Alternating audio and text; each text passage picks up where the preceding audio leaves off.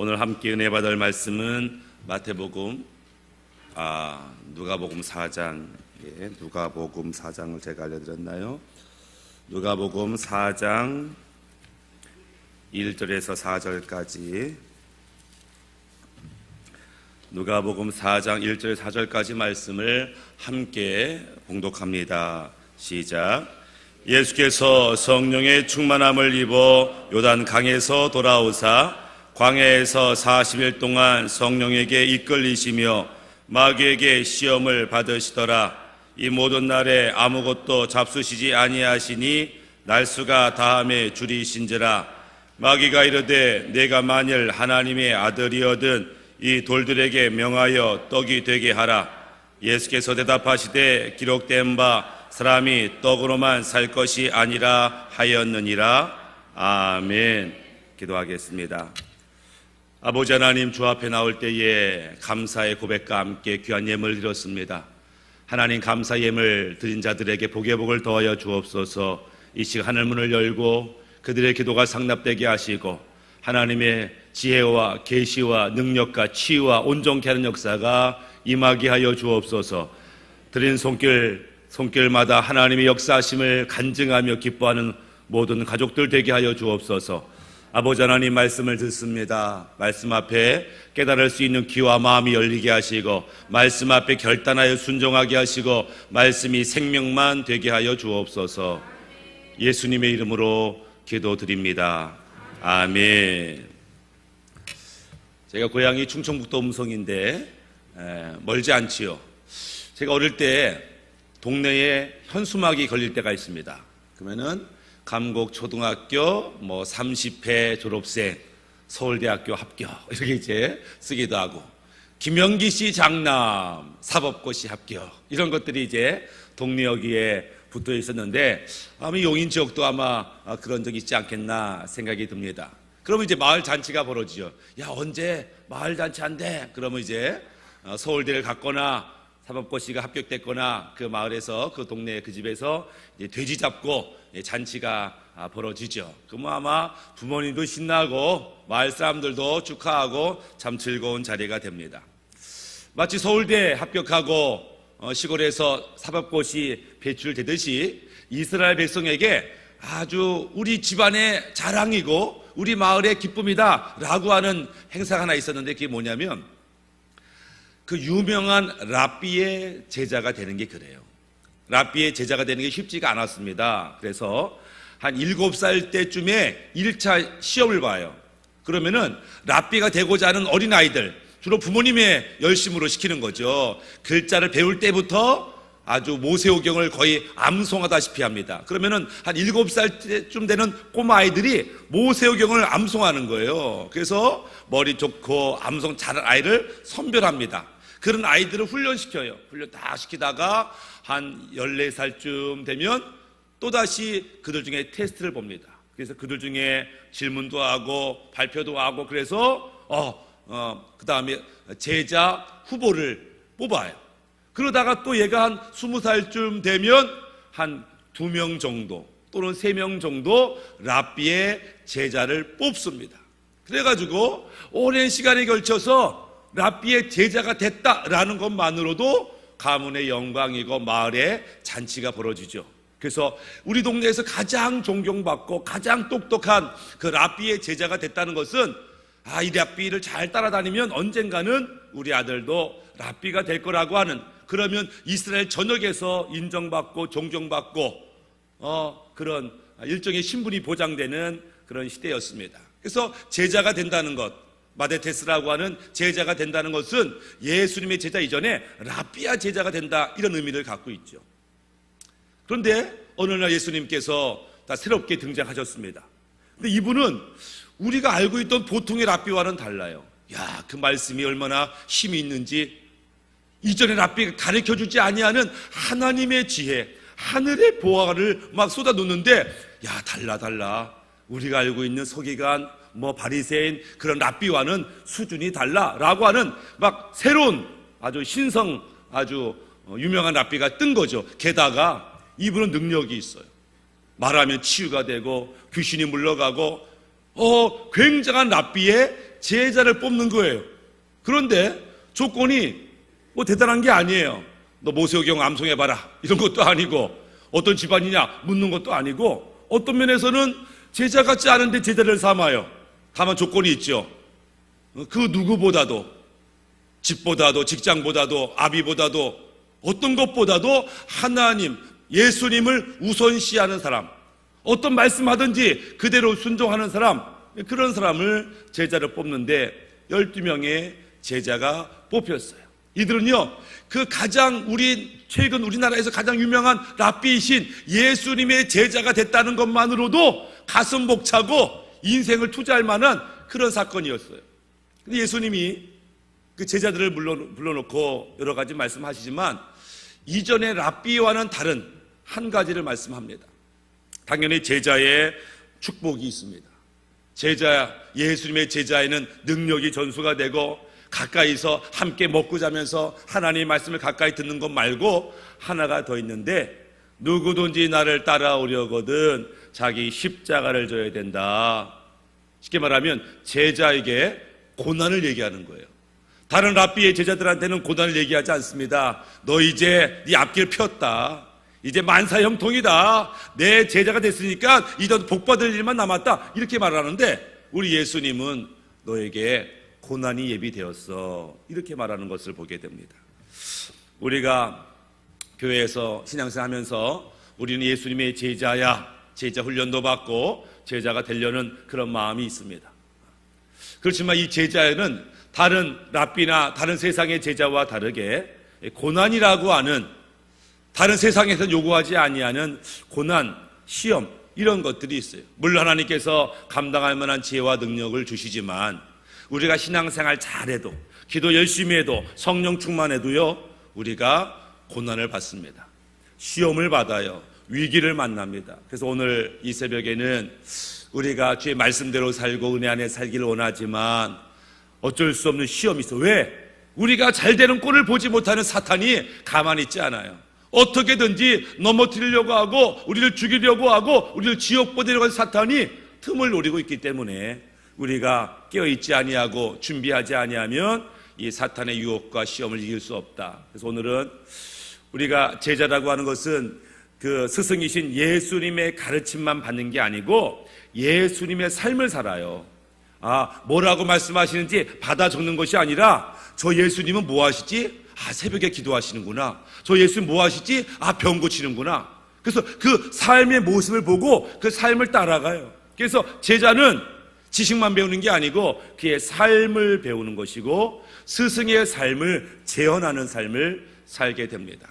우리가 예수님의 제자로서 예수님의 삶을 이 땅에서 재현하지 않을 수 없는데, 그때 예수님이 당했던 위기, 시험들을 우리가 배운다면, 우리도 그런 위기가 오고 그 시험이 오면 이렇게 넘어가야 되겠다, 배우시는 귀한 시간 되기를 바라겠습니다. 누가복음 4장에는 예수님이 요단강에서 성령을 받으시고 공생애를 시작하는 장면이신데, 그리고 40일 금식 기도를 하셨어요. 아마 이제 3년이라고 하는 공생 기간 동안 하나님이 기뻐한 일을 하기 위해서 40일 금식 기도를 하셨어요. 우리도 가끔 금식 기도를 하는데, 금식 기도 하는 이유는 뭐냐면, 우리가 세상 따라 살지 않겠어? 우리가 현실 보고 살지 않고 믿음으로 살겠어? 기도로 살겠어? 영적으로 살겠어? 라는 결단이 금식이죠. 내가 금식한다는 얘기는 이제 기도로 이 문제를 뚫고 나가겠다. 예수님도 금식을 하셨는데, 금식을 하고 영적으로 살면 만사형통이 아니라 금식이 끝나는 그때쯤에 뭐가 있어요? 마귀가 찾아와요. 시험을 합니다. 우리가요, 작정기도 하고 부흥회를 한다고 모든 문제 해결되는 게 아니라 오히려 부흥회 끝나고 시험이 찾아옵니다. 진짜 은혜 받았나 보자, 진짜 능력 받았나 보자, 마귀의 시험이 시작될 수 있어요. 그래, 우리가 은혜 받고 능력 받고 형통할 때에 항상 시험을 대비해야 된다. 우리가 알고 있는 마귀의 시험을 예수님께서 받습니다. 마귀가 딱 찾아오더니 첫 질문이 뭐냐면, 내가 만약에 하나님의 아들이거든 말이야, 이렇게 시작합니다. 마귀가 알죠, 예수님이 하나님의 아들인 것을. 근데 그렇게 따져요. 네가 진짜 하나님의 아들이면 말이야, 이런 것 좀 할 줄 않겠어? 라고 시비를 겁니다. 주변에서 여러분에게 시비 겁니다. 야, 네가 진짜 구원받았냐? 네가 진짜 기독교인이냐? 야, 기독교인이 맨날 죄 짓냐? 기독교인이 그런 말 하냐? 이러면서 시비를 걸어. 내가 보니까 너 구원받지 않은 것 같아. 야, 그것도 못 이기면서 맨날 그 안에 분노가 가득하면서 맨날 욕심 부리면서 네가 무슨 구원받았다 그래? 이렇게 시비를 겁니다. 그러면은 그 말 듣고 주눅이 들어요. 그러게 맨날 거짓말하고 맨날 사기치고 맨날 불순종하는 내가 무슨 구원받았겠어라고 축 쳐줘요. 아니요, 그렇지 않습니다. 로마서 5장 8절에 우리가 아직 죄인 되었을 때에, 우리가 굉장한 일을 했기 때문에 하나님의 자녀가 된 게 아니고 우리가 아직도 죄인 가운데, 아직도 죄악 가운데 있을 때에 그리스도께서 바로 죄인인 나를 위해서 죽으셨고 그분의 사랑을 확증했다, 이렇게 말하고 있어요. 그러니까 우리가 엄청난 일을 많이 해야만 사랑받는 게 아니고, 그래 나 죄인이다, 나 넘어졌어, 나 실수했어, 그래도 우리 예수님께서 날 위해 죽으셨고 나를 천국 백성 삼았어. 어쩔래? 나 앞으로 좋아질 거야, 나아질 거야, 나는 이미 천국 백성으로 하나님의 은혜 안에 있어 라는 당당함, 어떤 면에서 좀 뻔뻔한 마음이 좀 있을 필요가 있어요. 누가 뭐라고 해도 주눅 들지 않는 그런 마음이 필요한데, 당연히 야, 예수님 진짜 하나님 아들이에요? 그러면서 시험을 내는데 이렇게 말해요. 아, 배고프시죠? 40일 금식했으니까. 당신 능력이 많으니까 이 돌멩이로 떡을 만들어서 먹어보세요. 하나님의 아들이면 그 정도 할 수 있는 거 아니에요? 한번 만들어 보세요. 그러면 제가 믿어줄게요. 이렇게 말하죠. 돌을 가지고 떡을 만들어 먹으라. 이게 시험이죠. 이게 왜 시험거리일까? 사실 여러분과 저에게는 이게 시험거리가 아니에요. 기도하고 있는데 마귀가 찾아왔어. 김남수 목사야, 찾아왔어. 너 누구냐? 그랬더니 이제 갑자기 벽돌 2장을 갖다 놓더니 이 벽돌로 떡을 만들어 먹어라. 그럼 저한테는 시험거리가 안 됩니다. 왜냐면 저는 이 돌멩이를 떡을 만들 능력이 없어요. 너 미쳤냐? 이걸 어떻게 먹어? 썩어져라 이런다고. 근데 예수님께한테는 이게 시험거리야. 그랬더니 야, 왜 돌을 떡으로 예수님이 지금 엄청 배고픈데 예수님 능력으로 말이야 떡 만들어서 먹어도 되지 않겠어? 왜 시험거리지? 그랬더니 내가 어떤 부흥사 목사님 물어봤어요. 목사님, 이게 왜 시험거리일까 했더니 목사님 이거 시험거리지요. 왜요? 제가 금식 많이 했는데요, 40일 금식하고 이거 떡 먹으면요 목 맥혀서 죽어요 이러더라고. 보식을 해야 되는데 미음 끓이고 죽 먹어야 되는데 떡 먹어요? 아유, 이거 막혀서 죽어요. 그런가? 그거 아닌 것 같은데. 대답이 뭐냐면, 야, 사람이 떡으로 살 수 없지, 말씀으로 살아야지, 이런 말씀을 주는 거예요. 쉽게 말하면 떡이 의미하는 게 뭐냐면, 당신 능력 있지 않아요? 당신 능력을 당신의 욕망을 위해서, 당신의 필요한 것을 위해서 사용하라는 거예요. 이게 우리의 시험입니다. 하나님이 우리에게 주신 재능, 하나님이 우리에게 주신 은사를 네 욕망대로, 네 마음대로 쓰라라고 하는 것이 시험거리라는 거예요. 하나님이 주신 은사와 능력은 하나님이 영광을 위해서 사용해야 되는데 때때로 하나님이 주신 능력을 잘못 사용하는 경우가 있어요. 많은 능력의 사역자들이 여기에서 실패합니다. 하나님이 준 능력을 가지고 자기를 위해 사용합니다. 우리 교회 옆에도 여자 목사님이 한 분 계신데, 여자 목사님이신데 교회를 안 해요. 집에서만 계신데 사람들이 그 여자 목사님한테 기도받으러 가요. 그 여자 목사님이 용하대 그러면서 집사님 권사님들이 기도받으러 가는데, 예언할 때는 10만 원을 내야 돼, 치유받을 때는 20만 원을 내야 돼. 고정 금액이야, 정찰제야. 그래가지고 이제 거기 가면은 그 10만 원 내고 예언받고 20만 원 내고 치유받아요. 그래가지고 이제 근데 그 사위도 목사야. 사위랑 친하거든. 근데 사위가 맨날 우리 장모님 왜 그런지 모르겠다고. 이게 무당도 아니고 말이지. 그러니까 하나님이 주신 은사인데 너희가 거저 받았으니 거저 주라, 이것이 하나님의 원리인데, 이것이 교회를 세우는 것도 아니고 하나님 나라를 세우는 것도 아니고 하나님께 은혜로 받은 이 은사와 재능을 자신을 위해 사는 것, 그거 하나님의 뜻이 아니다라고 하는 거죠. 재물도 마찬가지예요. 재물. 신명기 8장 18절에 내 하나님 여호와를 기억하라. 그가 너에게 재물 얻을 능력을 주셨습니다. 그러니까 우리가 어떤 사람은 돈이 보인다는 사람이 있어요. 당신은 어떻게 사업을 잘해요? 저는 돈이 보여요. 아이고, 근데 사람들이 멍청해가지고 돈을 못 잡네. 돈이 가는데, 저는 돈이 보인다는 거예요. 그런 사람이 있죠. 근데 그 재물 얻을 수 있는 능력을 하나님이 주었다. 우리가 예언의 은사, 신유의 은사, 지식의 말씀의 은사를 받으면 그걸 가지고 교회를 세우고 영혼들을 살리듯이 사실 하나님께 재물 얻을 능력을 받았다고 하면은 그 또한 하나님의 뜻대로 사용해야 되는 거예요. 내가 벌었어, 내가 노력했어, 내 마음대로 쓸 거야. 이것은 하나님의 뜻대로 사용하는 게 아니죠. 그래서 우리 가운데 기도 많이 하고 은사와 능력을 많이 받으신 분들이 그 은사와 능력으로 자기를 높이고 우리 교회에서 내가 가장 영적이야 이러면서 자기를 높일 때에 그것이 문제가 되더라.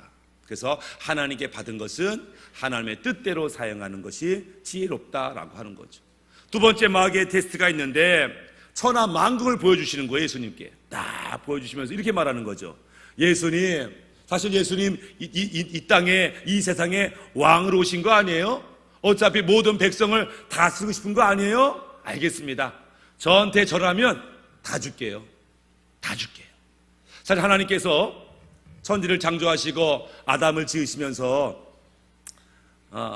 이 땅을 생육하고 번성하고 땅을 다스리라고 말씀합니다. 사실 하나님이 아담을 지으시면서 맡긴 사명은요, 왕의 사명이에요. 아담에게 맡긴 것, 다스리고 통치하는 것은 왕이 하는 일이에요. 하나님은 아름다운 이 땅을 만드시면서 아담을 이 땅의 왕으로 만들었어요. 왕인데 하나님 뜻대로 이 땅을 통치하라, 그런 명령을 주었고 아담이 한동안은 그 일을 했지요. 그런데 아담이 더 하나님처럼 되고자 하는 욕망이 있었어요. 그래서 결국 하나님께서 주신 이 세상에 대한 통치권을 잃어버리고 그 통치권이 사단에게로 넘어갑니다. 그래서 세상 임금인 사단이 예수님께 내가 다스리는 땅이야, 이 세상을 왕이 데리고 왔다면서 쉽게 해. 나한테 경배하면 내가 이 세상 만국을 다스릴 수 있는 권세를 주겠다, 이렇게 말하는 것을 봅니다. 물론 예수님 이 땅에 유대인의 왕으로 나셨고 만왕의 왕으로 오셨지만 과정이 있어요. 십자가를, 고난을 통과해야 되는데 마귀가 접니다. 그럴 필요 없어, 나한테 절 한번 꾹뻑하면 다 줄게, 이렇게 유혹하는 거죠. 이게 왜 유혹이냐면 마귀의 말을 듣고 마귀에게 절을 한다는 것은 마귀의 종이 된다는 거예요. 아담이 하나님의 말씀 안 듣고 사탄의 말을 더 좋게 여겼어요. 그래? 선악과를 따먹으면 하나님처럼 된다고? 그거 쉽네. 어려운 것도 아니고 그저 저거 따서 먹기만 하면 되는 거 쉽네. 지름길이죠. 빠른 길이죠. 근데 그 길이 유혹이라는 거예요. 우리가 사업을 하든지 인생을 살면서 쉽고 빠른 길이 있어요. 대부분은 불법이고 대부분은 위험한 길이죠. 그래서 우리가 십자가를 지지 않고 쉬운 길, 빠른 길로 가는 게 아니라 때때로 어려움이 예상되고 힘들고 시간이 걸려도 방법까지도, 목적만 그럴싸한 것이 아니라 그 방법까지도 하나님의 뜻대로 살아야 된다라고 하는 거죠. 세 번째, 사탄이 예수님을 어디로 끌고 올라가요? 성전 꼭대기. 우리가 이스라엘 가면 알겠지만 이스라엘은 산 위에다가 세운 성입니다. 그래서 동서남북 다 예루살렘으로 올라간다. 남쪽 사람도 예루살렘으로 올라가고 북쪽에 있는 사람도 예루살렘으로 올라가는 이유는 예루살렘이 산 꼭대기에 세워진 성이니까 올라가는 거예요. 올라가는데 그 예루살렘 성에서 가장 높은 곳이 성전이에요. 그 성전에서 가장 높은 꼭대기 탑에 올라가라는 거예요. 딱 탑에 올라가니까는 어떻게 해요? 모든 사람이 보이는 곳에서 이렇게 말합니다. 진짜 하나님의 아들이거든 한번 뛰어내려봐. 그러면 하나님이 천사를 보내서 보호하지 않겠어? 많은 사람들이 다 바라보는 저 꼭대기에 예수님이 서 있네. 아니, 저 남자 뭐야? 위험하게 왜 저기 서 있어? 죽는 거 아니야? 자살하려고 하는 거 아니야? 이러고 있는데 갑자기 뛰어내렸는데 천사가 딱 와가지고 다치지 않게 사뿐히 내리면, 이야, 진짜 하나님의 아들인가 보다, 진짜 메시아인가 보다 박수 치지 않겠어요? 세 번째 사탄의 유혹은 뭐냐면 사람에 대해서 인정받으려고 하는 거예요. 사람한테 잘 보이라는 거예요. 사람들이 나를 어떻게 생각하냐, 하나님한테 인정받는 것이 아니라 사람한테 잘 보이고 사람의 평가를 위해 살라라고 하는 것이 유혹이다라고 하는 거죠. 우리가 신앙생활하면서 때때로 하나님 앞에 잘 보이려고 한다면 마음이 준비돼야 돼요. 왜? 하나님은 중심을 보시고 마음을 보시니까. 그래서 마음을 준비해야 되는데 마음은 하나님밖에 못 봐. 그러니까 주변에서 우리 목사님이, 우리 장로님이 날 봐줘야 되는데 어떻게 해요? 겉모습을 막 요란하게 치장하는 거죠. 행동으로만 그렇게 하는 거죠. 사람한테 잘 보이려고 신앙생활 할 때에 문제가 생기는 것들을 보게 됩니다. 그럴 때 사탄 하나님이 시험하지 말라면서 예수님이 내어줬고 첫 40일 금식 후에 받은 그 시험에서 예수님이 이기셨어요. 말씀으로 이기셨죠. 우리가 영적으로 산다고 할 때에도 시험이 있어요. 기도 많이 한다고 해도 시험이 있고 말씀을 많이 공부해도 시험이 있어요. 그 영적인 시험 앞에 우리가 자기를 높이려는 것이 아니라, 쉬운 길 가려고 하는 것이 아니라 우리가 하나님을 의지할 때에 이 시험을 넘어갈 수 있다 아셔야 합니다. 또 다른 시험을 예수님이 경험하는데 테스트를 요한복음 6장에 등장합니다. 예수님께서 며칠 동안 말씀하시고 치유하시고 반복했어요. 그러니까 백성들이 배가 고파, 피곤해, 이제 끝내야 되겠다, 다들 집으로 돌아가야 되겠다 이랬는데 어떤 사람은 저기 하루길을 걸어왔고 어떤 사람은 이틀길을 걸어와서 힘들어요. 예수님 보시니까 이들이 집에 갈 길이 막막하다. 제자들한테 너희들이 먹을 걸 줘라. 예수님 어떻게 먹어요? 여기는 마을도 아니고 들판인데 먹을 것도 없고, 아니 먹인다고 쳐요. 돈이 얼마나 들겠어요? 우리 돈 없어요. 그랬더니 우리가 알고 있는 오병이어 기적을 행하시는 거예요. 갑자기 여러분들 가지 마시고 여기 둥그렇게 앉으세요. 50명씩, 100명씩 앉으세요. 그러더니 아니 왜 먹을 거 준대. 먹을 게 어딨어? 몰라. 그러더니 도시락 하나를 딸랑 들고 가요. 예수님한테. 뭐야, 저 도시락 하나밖에 없잖아. 그러고 있는데 갑자기 예수님이 기도하고 나니까 제자들이 잔뜩 뭘 들고 와. 막 나눠주는 거예요. 떡을 나눠주고 고기를 나눠주고. 이거 어디서 오는 거냐? 몰라. 예수님이 보는데 도시락 하나에서 막 띄워주는데 끊이지 않냐. 깜짝 놀라는 거지. 이건 병 고치는 기적과는 비교할 수 없어. 아니 없는데도 겨우 요만큼밖에 안 되는데 수천 명이 먹고도 남는 막 음식이 쏟아져 나오니까 백성들이, 만약 저분이 우리의 왕이 된다고 한다면 참 좋겠다. 그러면 더 이상 먹을 걱정 없겠다. 그래가지고 막 먹다 말고 예수님 우리의 왕이 되셔야 합니다. 당신이 왕이 되겠다고 한다면 우리가 헤롯을 몰아내고 로마를 몰아내고 왕 세우겠습니다. 막 사기가 중천하죠. 그때 예수님께서 그들의 환호성 소리를 뒤로 하고 혼자 산으로 가셨다 이렇게 표현해요.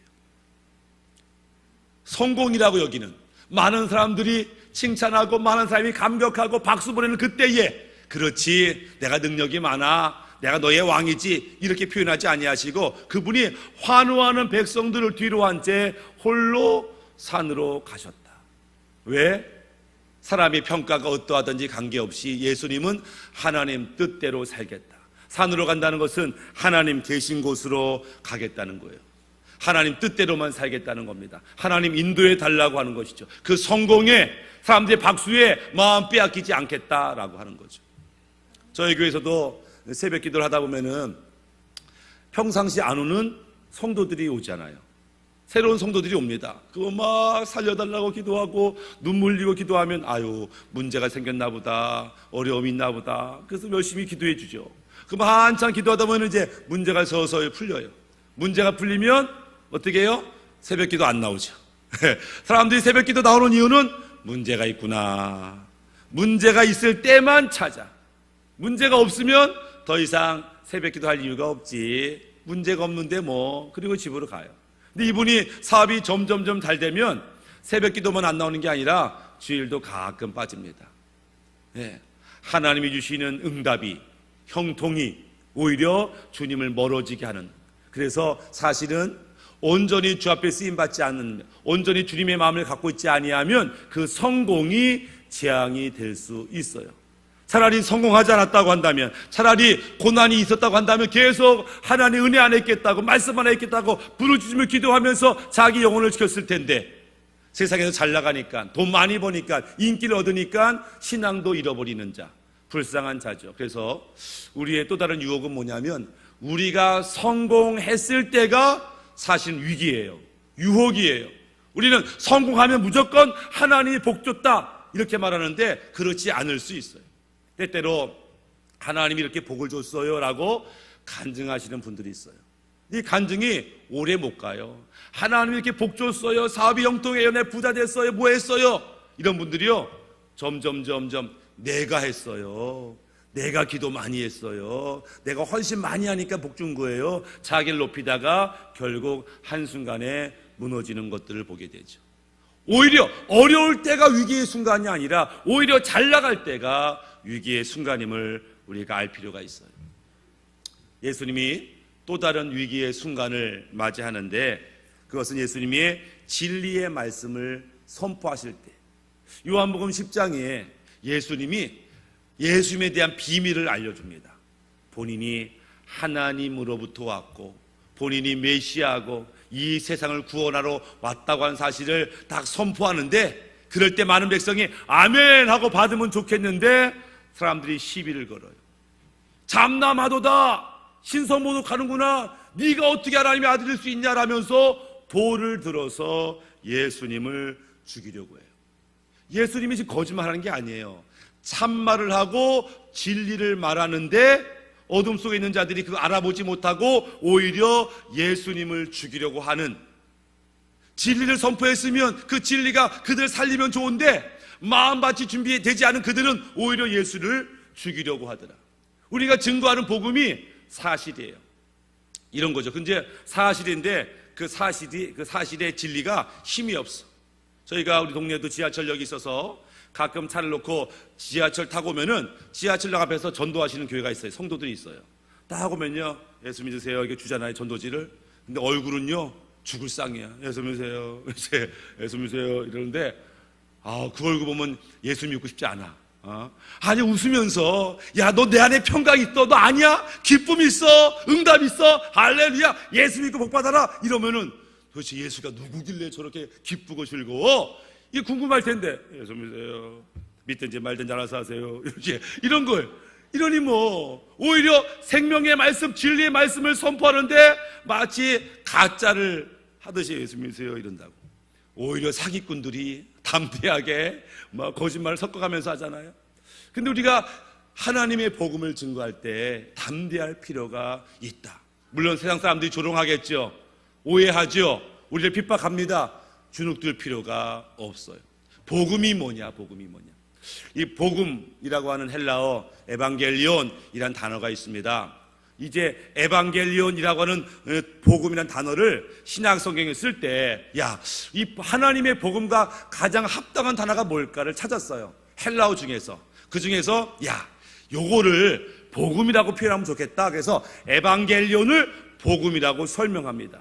이 에반겔리온이라는 단어가 많은 사람이 알고 있는 단어죠. 어떤 단어냐면 용례가 있는데, 첫 번째 에반겔리온이라는 단어가 쓴 게 언제냐면은 이 과거에 그리스하고 페르시아가 2차 전쟁했을 때, 우리가 알고 있는 마라톤 전쟁했을 때, 그리스라고 나라는 작은 나라예요. 페르시아는 어마어마한 대제국이죠. 전쟁하면 당연히 그리스가 집니다. 이건 뭐 100대 1의 싸움이니까 이길 수가 없어요. 다만 한 가지 유리한 것은 이 페르시아는 내륙 제국인데 배를 타고 그리스로 와야 되는 거예요. 그러니까 이제 배를 타면서 풍랑을 만나고 멀미를 하고 기진맥진한 가운데 싸우다 보니까 질 수도 있어요. 하여간 그리스의 모든 남자들이 전쟁터에 나갔어요. 남은 사람들은 아이들, 여자들, 노인들만 남았어요.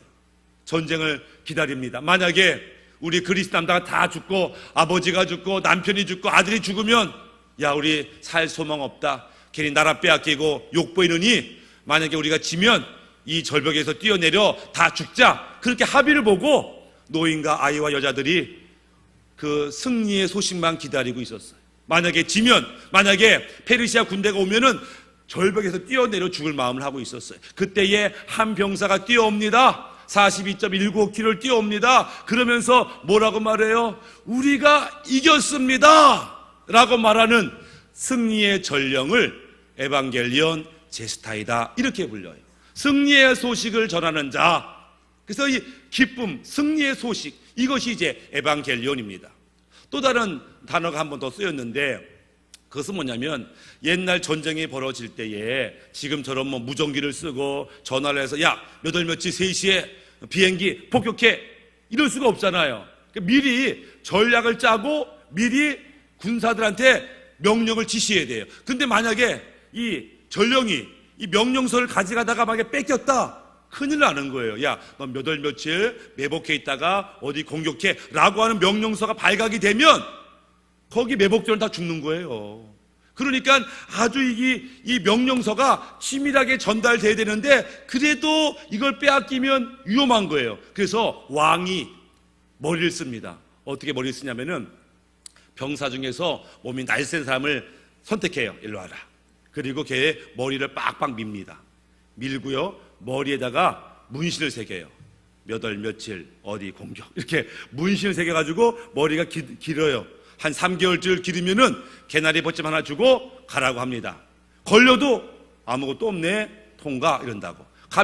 딱 하면은 가가지고 장군한테 머리 밀어 쫙 밀면 거기에 명령서 딱 써 있어. 그래, 왜? 비밀 유지. 이때 왕의 비밀 명령을 갖고 수행하는 이 전령을 에반겔리온 제스타이다 이렇게 불러요.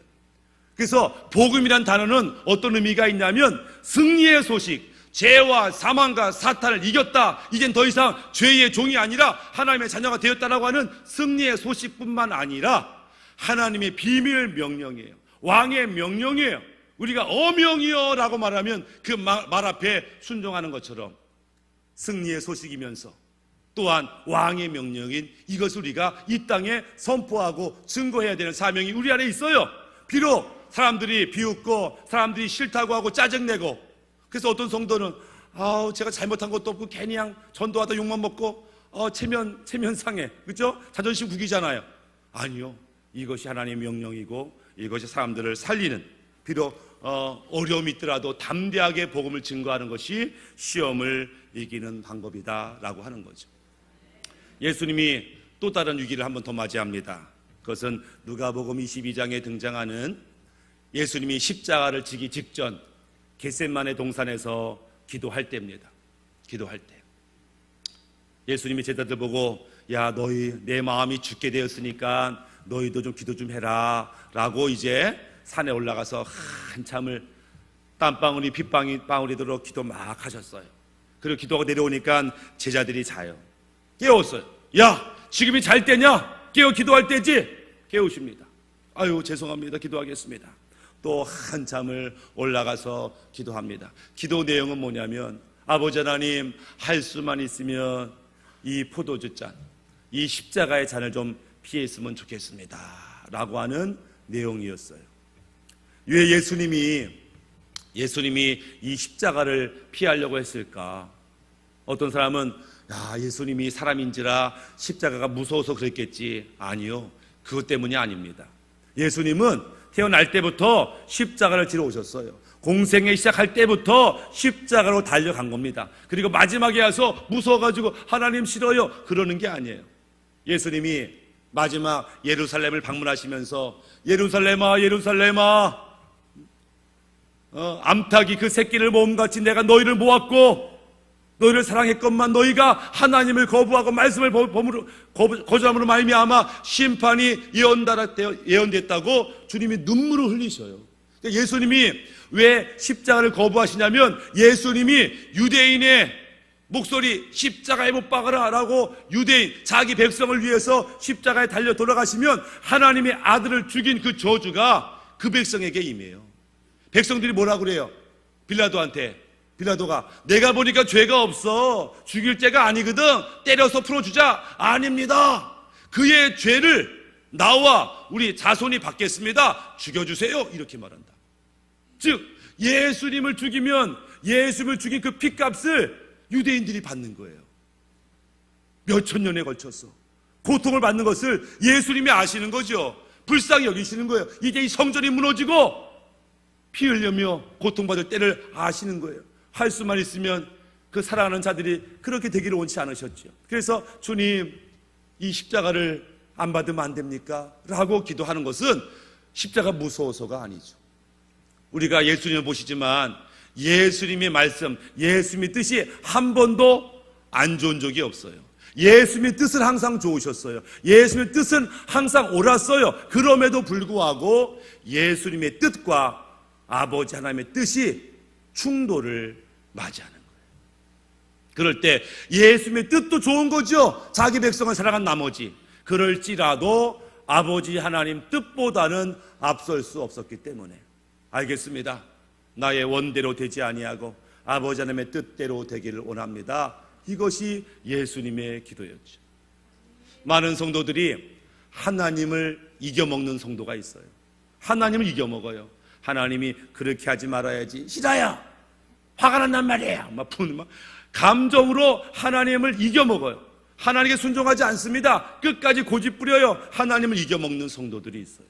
그러나 주님 앞에 자신을 내려놓고 하나님 뜻대로 하옵소서, 나는 아무것도 아닙니다라고 자기를 내려놓는 자가 이 시험을 이길 수 있더라라고 하는 거죠. 우리가 아셔야 되는 거는, 우리가 살면서 여러 가지 생각이 들어요. 수십 가지 생각이 들잖아요. 근데 이 생각이 다 내 게 아니에요. 생각이, 어떤 생각은 내 생각이 있어요.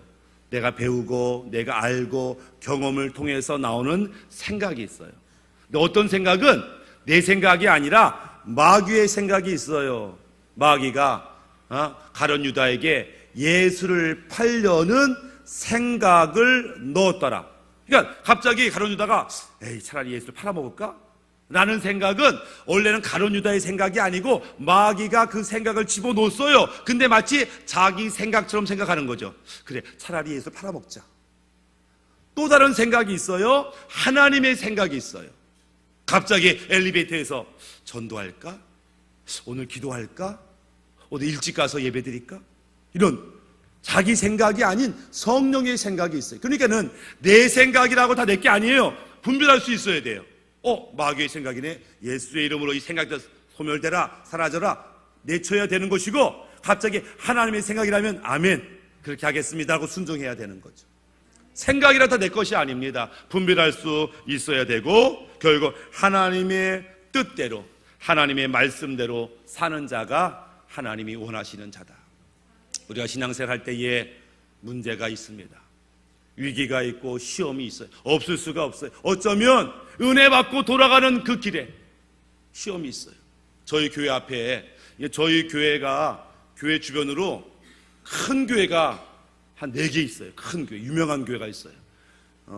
광성교회라고 한 10,000몇천 명 되는 교회가 있고, 또 한소망교회라고 유영모 목사님이라고 유명한 교회가 있고, 베델교회라고 또 유명한 10,000명 넘는 교회가 있고, 산마교회라고 8,000명 되는 교회가 있고, 세일러 금락교회라고 5,000명 되는 교회가 1km 안에 있어요. 1km 안에. 그래서 그러니까 1km 안에 있는데, 저는 몰랐는데 어떤 일이 벌어지냐면 주일날 되면 다들 대형교회니까 차들이 몰리는 거예요. 막 차들이 모이니까 주차장이 넓지 않잖아요. 그러니까 성도들이 차 때문에 얽히잖아요. 싸워요.